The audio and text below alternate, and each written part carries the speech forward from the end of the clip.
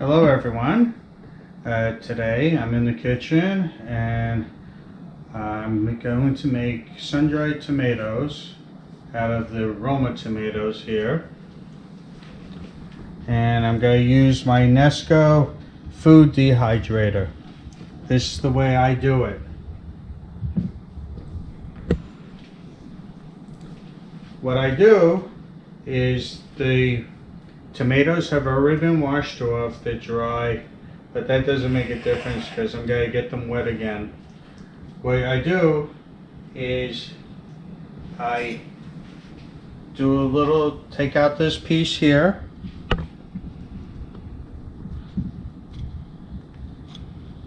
okay, and then I cut it in half. Now inside what I do is the seeds here, I scrape them out.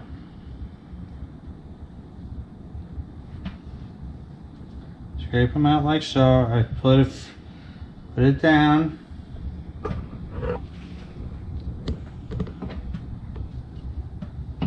Then what I do is I wash them out. Now, if this centerpiece is very hard, I would cut it out too, but this isn't too bad. So what I do next is I turn it over like that and I push it down and flatten them out. Then what I do is take the bottom, leave the bottom over there.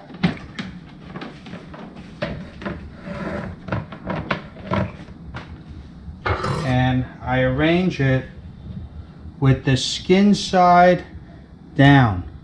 I know from experience because if you put it this side, the meat side of the tomato, what will happen is when you dehydrate it, it will stick to the tray of the dehydrator. If you put it skin side down like this, it will not stick. And believe me, it's a real pain. You'll be doing a lot of cleaning. Now, what I'll do is I'll finish up and I'll do the rest of them and then I'll show you what it looks like and I'll get back to you. Now I have them all cut up. Now there was some left over because I didn't have space. Now I put them very close together because what will happen is that the tomatoes, when they dry, they shrink. They almost look like a prune. So they'll shrink up. Then during the process of the drying, this will take many hours to do. What I'll do is when I see them drying and just by the look, I'll show you.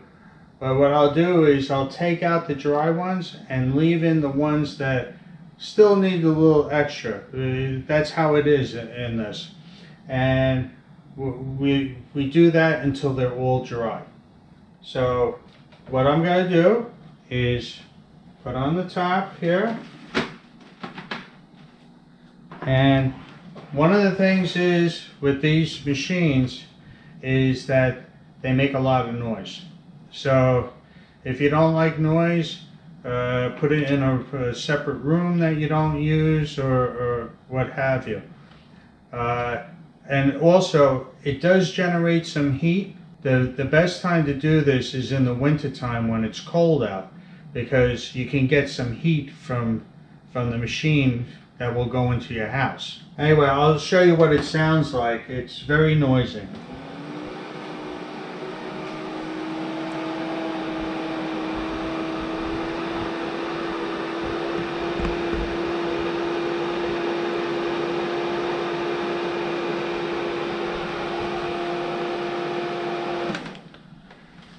What I'll do is I'll have this on overnight and in the morning I'll check on it and then I'll video some more and I'll show you what's going on. And then I'll show you how to prepare it.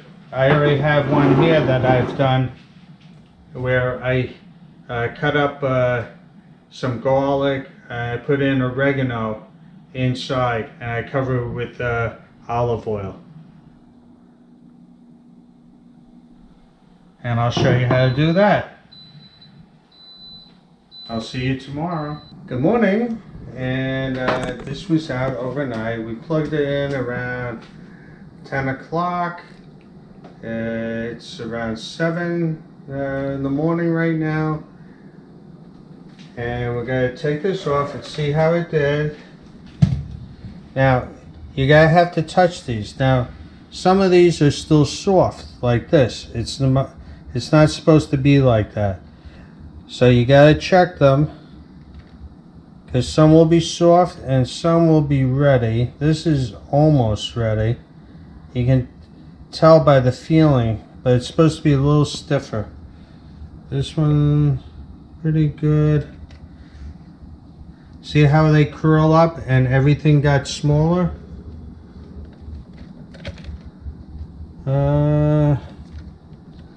Let me see. Sometimes on different levels, it dries at a different amount of time.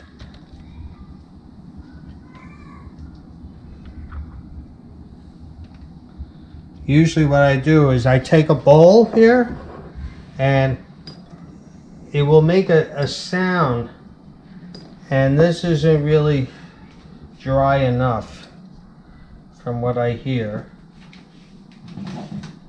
Let me see. This is going to need more drying time. This is almost finished. The thing is, if you put this away in a bag and they're not completely dry, you gotta get mold, and then you'll be throwing everything out if it's moldy. What this needs is some more drying time. Some of these are ready, but some are far from being ready. So we'll put it back on and we'll check on it some more. That's how you do it. We'll do about 4 hours more.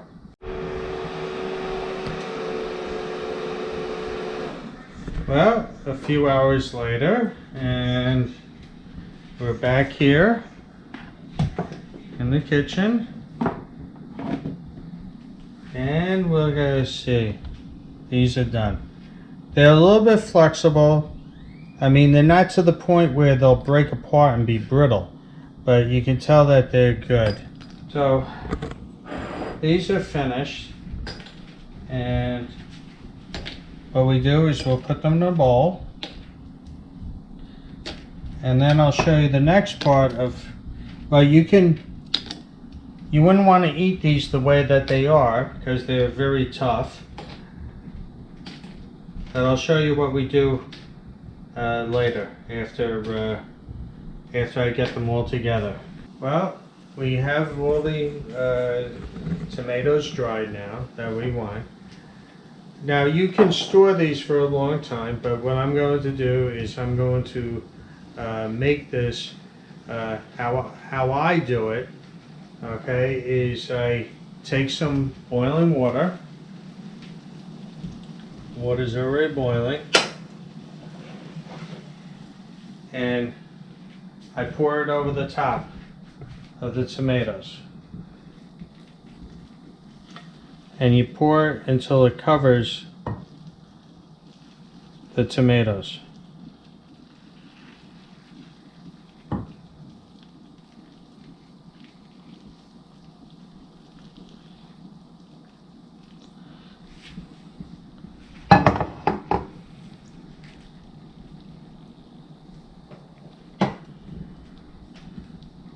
I'm going to do this, and this will be on like this for about 5 minutes, and I'll get back to you after this. Now, it may sound strange that, oh, we dehydrate them and then we're rehydrating them.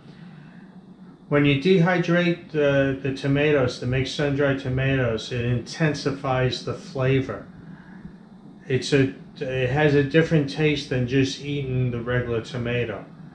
you'll see how that works out. Now, other ingredients that I have for doing this is extra virgin olive oil, oregano.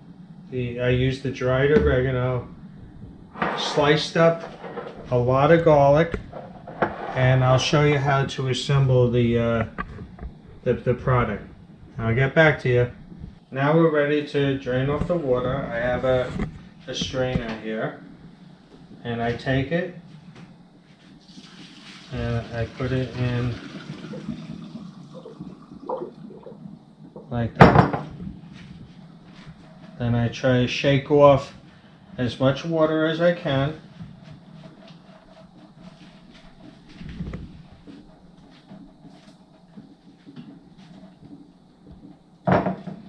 And I can put it over on the side.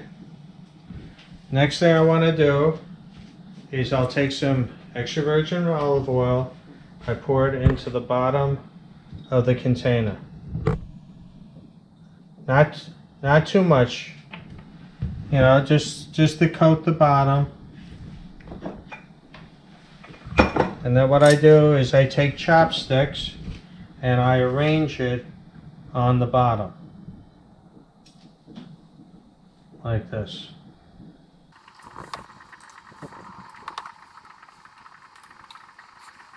So after I do that, I get it all on the bottom. I take some garlic and sprinkle in some garlic.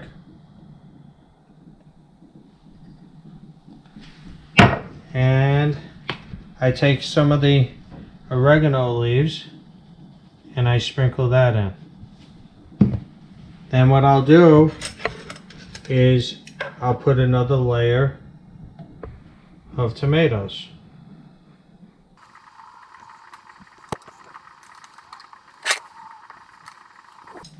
And once again, I take the garlic, put that around, and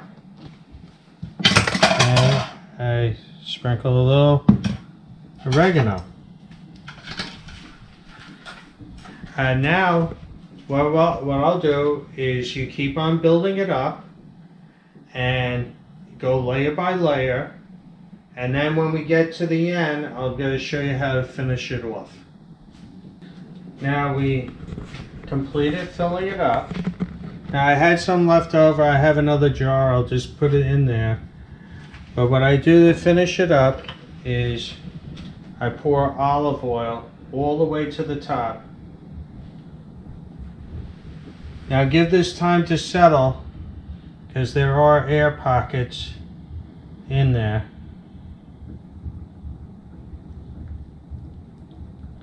And you can see it bubbling up from the air that's in there.